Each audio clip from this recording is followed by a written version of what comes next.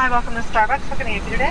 Thanks, you get to be in my next YouTube video. Wave hi. Hi. Hi. Thanks for being here. Thanks. Stay safe. Have a nice day. Thanks, bye. Crazy times we live in, folks. How are you faring through all of this? Leave me some comments down below. Let me know how things are going.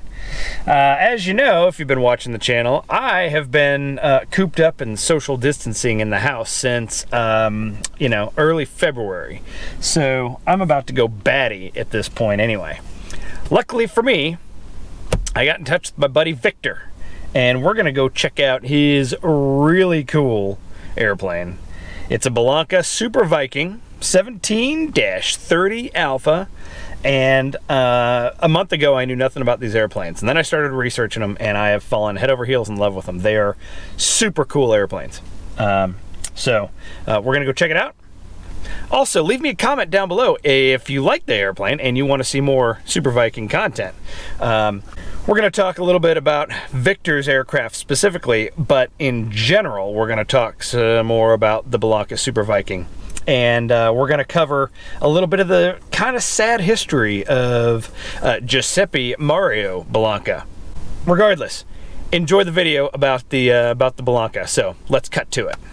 This is a 1972 Bellanca Super Viking 1730 Alpha, and it is one of the most underrated, undervalued aircraft in general aviation. NASA 941, flight heading 200, runway 22, clear for takeoff.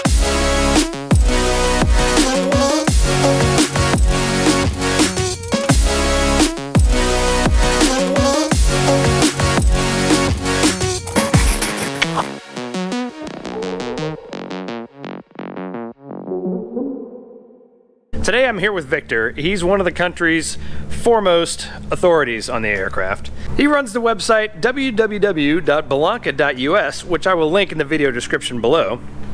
And he's got a very thriving Bellanca-specific used parts business. So if you have any used parts, you probably got them from Victor. And if you need any used parts, well, you need to call Victor. I'll put all his information in the description below, so it's easy for you to get a hold of him. He knows what you need to know about this airplane.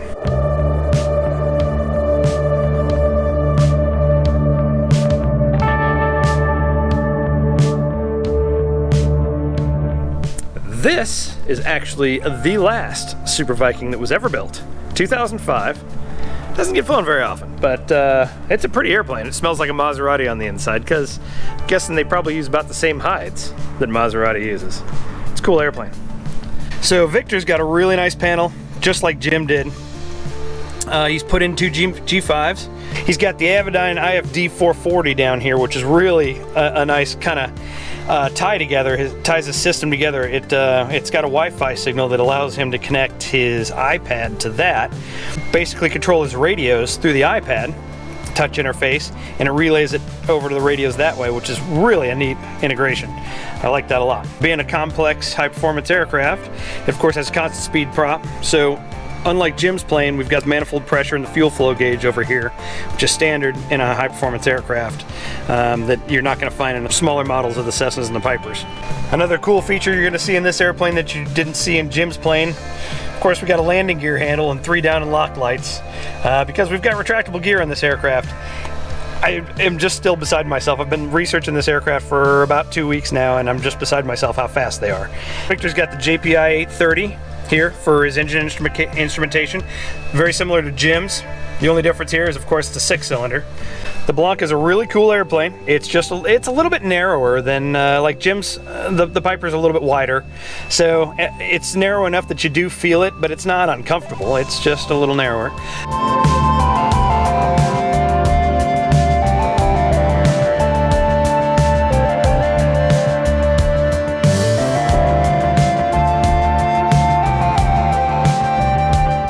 Right, so yesterday, Victor had it up on jack stands.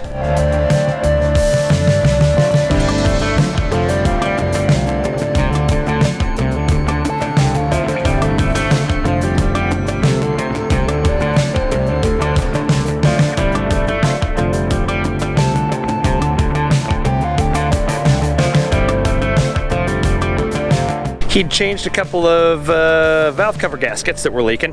So today he's going to do a quick run up, get the oil up to temperature, and we're going to check it for oil leaks. And if that's good to go, and we're gonna go flying.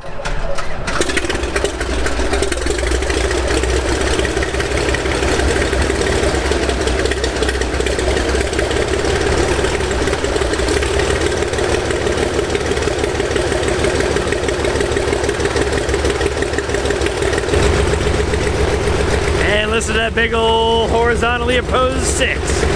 520 cubic inches of fury. Clear prop.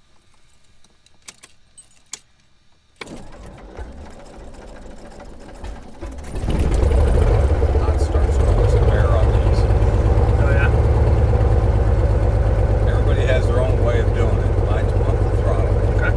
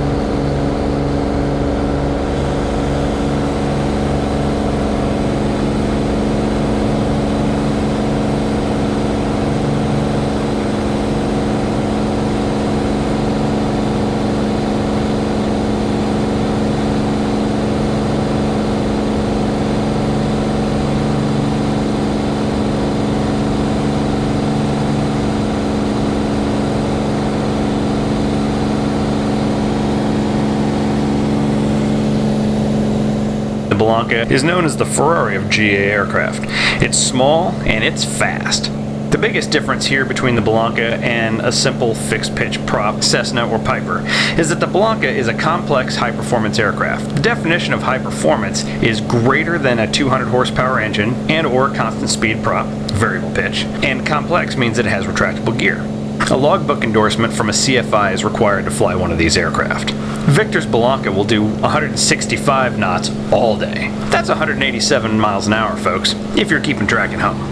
That'll get you almost anywhere in the country in one day and in a reasonable amount of time.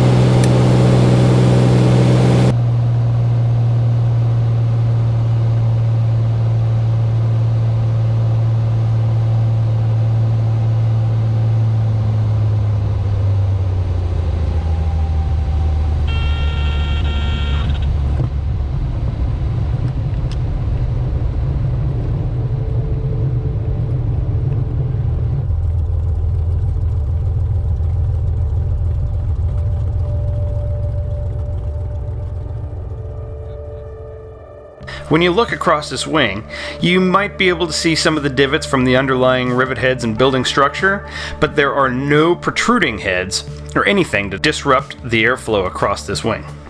Giuseppe Bellanca was born in one of my favorite places, Sicily, Italy.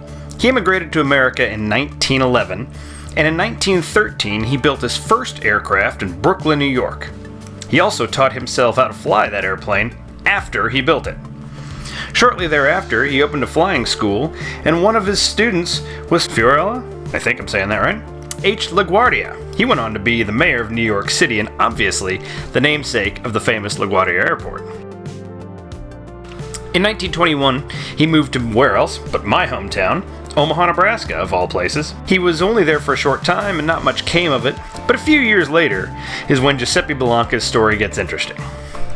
In 1926, Raymond Ortigue put up $25,000 for the man and machine to cross the Atlantic Ocean, and as we all know, Charles Lindbergh had his eye on the prize.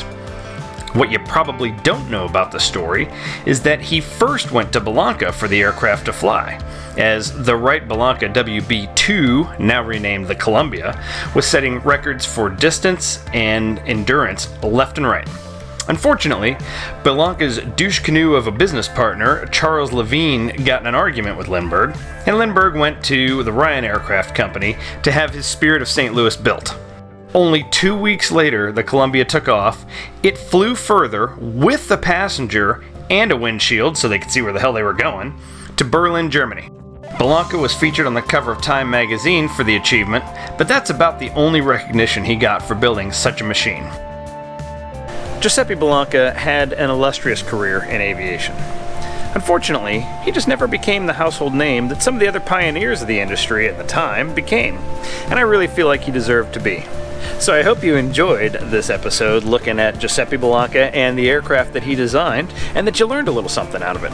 If you are liking the Super Viking as much as I do, leave me a comment, like, share it, subscribe if you haven't already. And trust me, you're going to see a lot more of that aircraft on this channel, as I'm really into them. I think they're cool airplanes. I hope you're staying safe and you're well, and I'll see you in the next one.